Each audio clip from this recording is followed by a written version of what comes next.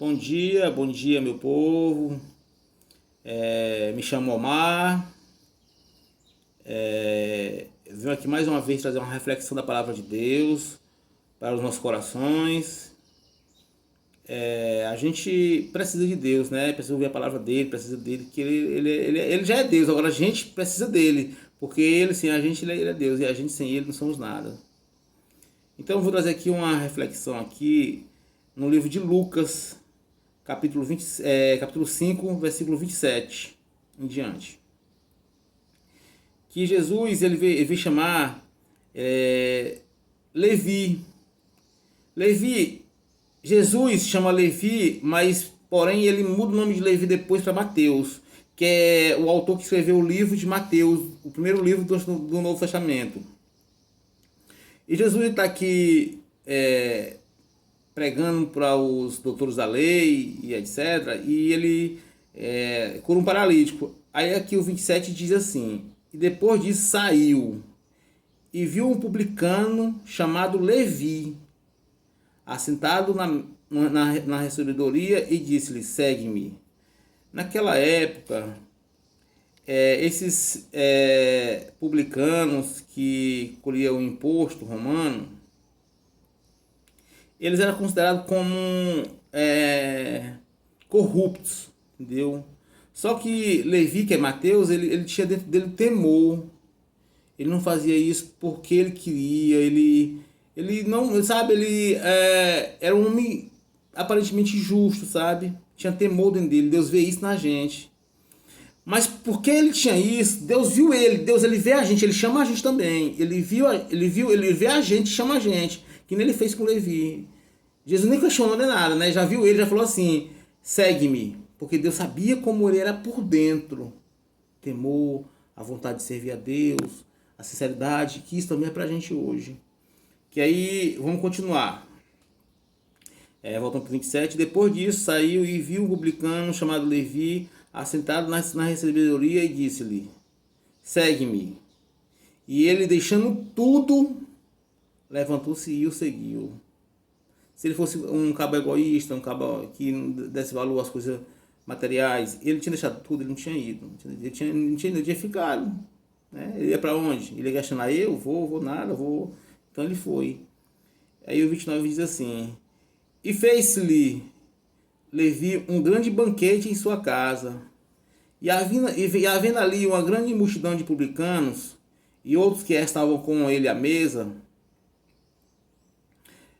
e os escribas deles e os fariseus murmuravam contra os seus discípulos, dizendo: por que comeis e bebeis com publicanos e pecadores? Isso eles se questionavam em relação a Jesus, porque Jesus estava na mesa com eles, porque Jesus estava comendo banquete com eles. Como era pecadores, é incrível isso, essa parte de Jesus, porque Jesus ele sempre procurou as pessoas que são cegas, são mancas, paralíticas, endemoniadas, sempre procurou essa classe.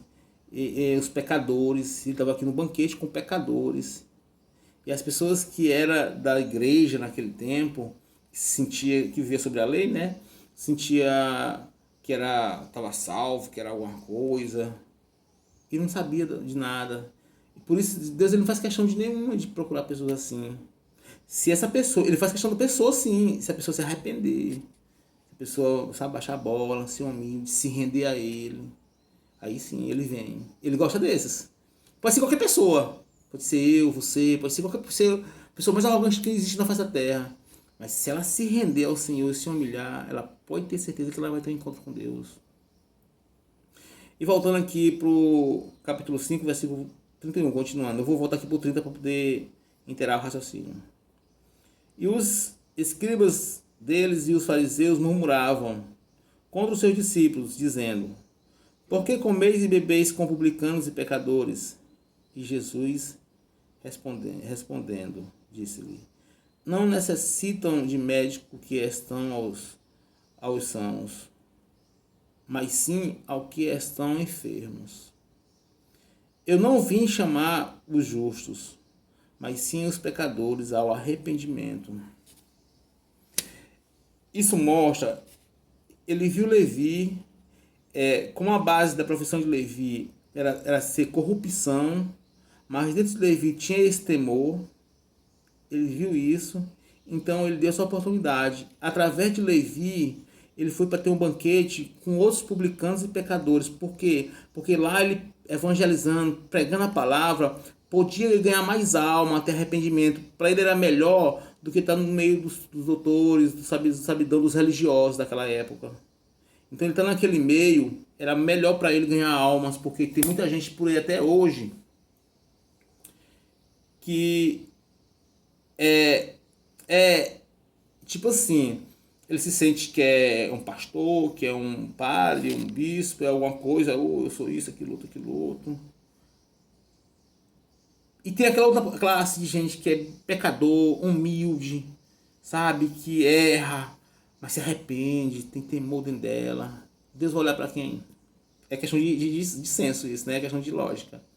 Deus vai olhar para esse que se acha que é doutor, que é isso, alguma coisa, ou vai olhar para esse que é humilde, simples, que é pecador, que se rende, Senhor, me perdoa, meu Pai, me ajuda. Lógico que Deus vai olhar para ele vai olhar para todos, mas quem vai ganhar ponto com verde é esse. Esse está se abrindo, está se rendendo, está sendo humilde, e esse vai ter mais probabilidade do Senhor entrar nele, entendeu? Então Deus quer dizer aqui com isso que ele veio justamente para esses com que ele andava naquele tempo, com os que era doente, paralítico, que é o que nem hoje, quem precisa dele, que vai até ele, que busca ele através de oração, congregando, lendo a Bíblia, enfim. Tem uma infinidade de coisas que levam você até Deus hoje em dia, né? Antigamente era mais difícil. Que esses pessoal aqui sofreram, morreram, muitos deles morreram, né?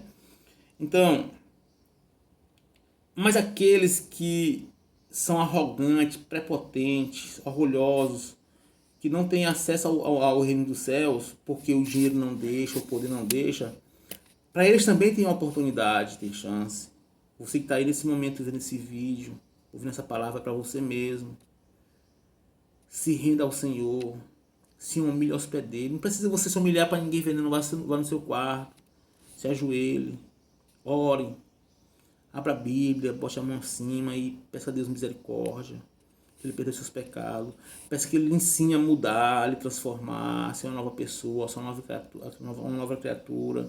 Que Ele tire de você esse orgulho, essa prepotência, essa arrogância, esse pecado. Pode ser o assassino, pode ser o que for.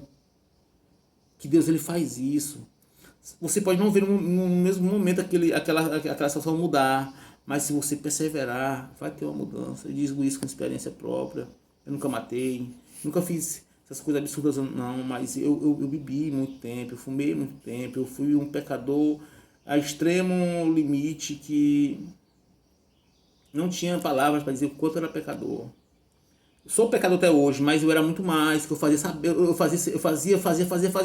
Hoje eu sei que aquele tempo era errado eu fazer o que eu fazia.